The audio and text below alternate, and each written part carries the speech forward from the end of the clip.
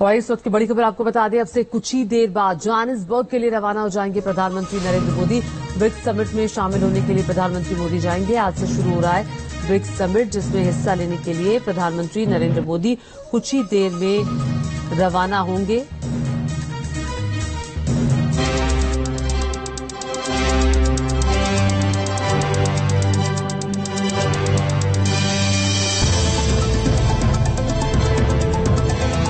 पिछले कुछ सालों में दुनिया के कई अहम क्षेत्रों में भारत का ग्राफ तेजी से बढ़ा है। इसके पीछे वैश्विक स्तर पर मोदी सरकार की वर्ल्ड डिप्लोमेसी को क्रेडिट दिया जाता है। एक बार फिर वो मौका आ गया है जब ब्रिक्स देशों के सम्मेलन में मोदी डिप्लोमेसी पर पूरी दुनिया की नजर होगी। पीएम मोदी 22 से 24 अगस्त के बीच ब्रिक्स देशों के 15वें सम्मेलन में शामिल होंगे। इस समिट की जो साल में जो हो रहा है, इंडिया के लिए भी काफी इम्पोर्टेंट है।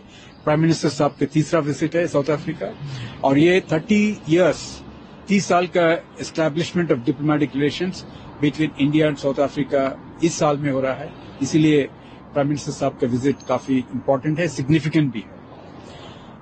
ब्रिक्स का जो एजेंडा है, साउथ अफ्रीका ने जो फोकस कर रहा है, एक तो है अफ्रीका और दूसरा है ब्रिक्स एक्सपेंशन के बारे में भी डिस्कशन होगी, और तीसरा है नेशनल करेंसीज को इस्तेमाल कैसे करे, वो भी उसके ऊपर डिस्कशन होगी। ब्रिक्स में विकास के नए विजन के साथ ही मोदी दुनिया को एकजुटता का संदेश देंगे। साथ ही 17 साल पुराने इस ग्रुप के विस्तार करने को लेकर भी सदस्य देशों के साथ मंत्रणा करेंगे।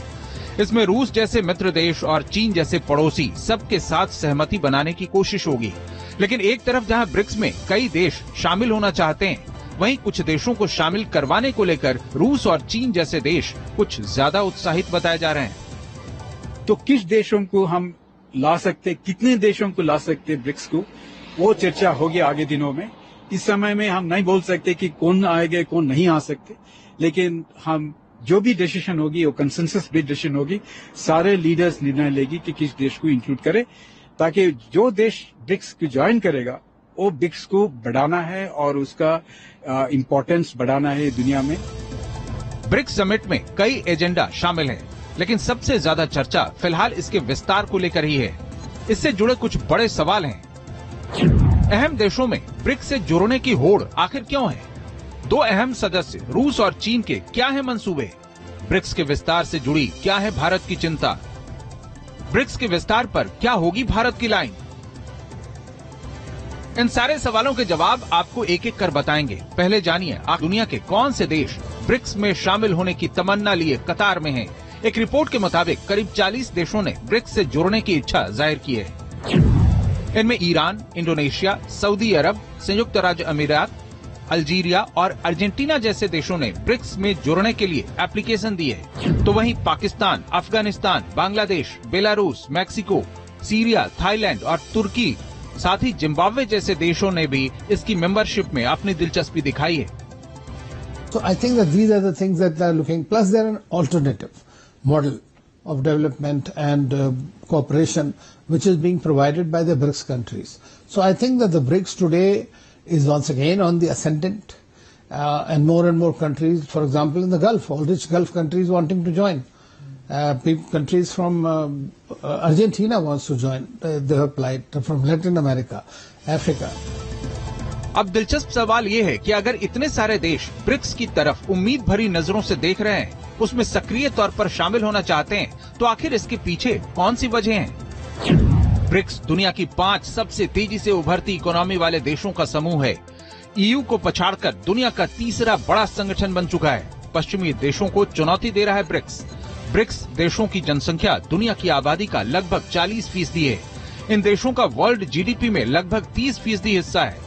साल 2050 तक इंफ्रास्ट्रक्चर, इंडस्ट्री, सर्विस सेक्टर और कच्चे माल के प्रमुख आपूर्तिकर्ता हो जाएंगे ब्रिक्स देश। पश्चिमी देशों के इकोनॉमी मॉडल से दुनिया का मोह भंग हो रहा है। लेकिन खबरें ऐसी आ रही हैं कि ब्रिक्स की इतनी सारी उभरती खूबियों को सदस्य देश चीन अपने हक में भुनाना चाहता है। इसकी ताजा मिसाल ये कहकर दी जा रही है कि एक तरफ चीन और रूस दोनों ही ईरान को ब्रिक्स में शामिल करने को लेकर दबाव बढ़ा रहे हैं, वहीं दूसरी तरफ भारत संतुलन बनाने पर जोर दे रहा है। ये इस बात का संकेत माना जा रहा है कि शी जिनपिंग इस संगठन के विस्तार के जरिए पश्चिमी देशों के दबदबे को टक्कर देना चाहते हैं और उनकी इस कोशिश में उन्हें व्लादिमीर पुतिन का साथ मिला है। जबकि रूस यूक्रेन जंग जैसे मुश्किल और जटिल हालात में भी भारत ने जता दिया था कि उसके अमेरिका और रूस दोनों से एक समान बेहतर संबंध है, जिन्हें भारत आगे भी इसी तरह कायम रखना चाहता है। भारत के इस स्टैंड को एक बार फिर शिखर सम्मेलन की मेजबानी कर रहे देश का भी साथ मिला है। जोहानिसबर्ग में हो रहे इस सम्मेलन के लिए 60 से ज्यादा देशों को न्योता देने वाले दक्षिण अफ्रीका के राष्ट्रपति ने साफ कहा है कि उनका देश किसी गुट में शामिल होना नहीं चाहता। मेरा देश किसी गुट में शामिल नहीं होना चाहता है और गुट निरपेक्षता की नीति के साथ है। यह भारत की विदेश नीति की लाइन रही है। हम इसी नीति के साथ अपनी प्रतिबद्धता जताते हैं। हालांकि ब्रिक्स के विस्तार को लेकर चल रही इन खबरों के बीच भारत के विदेश मंत्रालय ने ऐसी खबरों का खंडन किया है और इस तरह की सभी बातों को खारिज करते हुए साफ कहा है कि भारत खुद ब्रिक्स का विस्तार चाहता है। हमारा मानना है कि विस्तार इस संगठन के विकास और मजबूती देने में ही काम आएगा। लेकिन इतना तय है कि एक बार फिर ब्रिक्स में रूस और चीन जैसे देशों की इच्छा के साथ ही भारत का हित साधने की दिशा में नीतियां तय करना आसान नहीं होगा। लेकिन कहते हैं मोदी है तो मुमकिन है। माना जा रहा है कि ब्रिक्स के एक्सपेंशन की इस प्रक्रिया में भी मोदी डिप्लोमेसी का कमाल जरूर दिखेगा। Team news nation. अब से कुछ ही देर बाद प्रधानमंत्री मोदी साउथ अफ्रीका के लिए रवाना होगी ब्रिक्स समिट के लिए।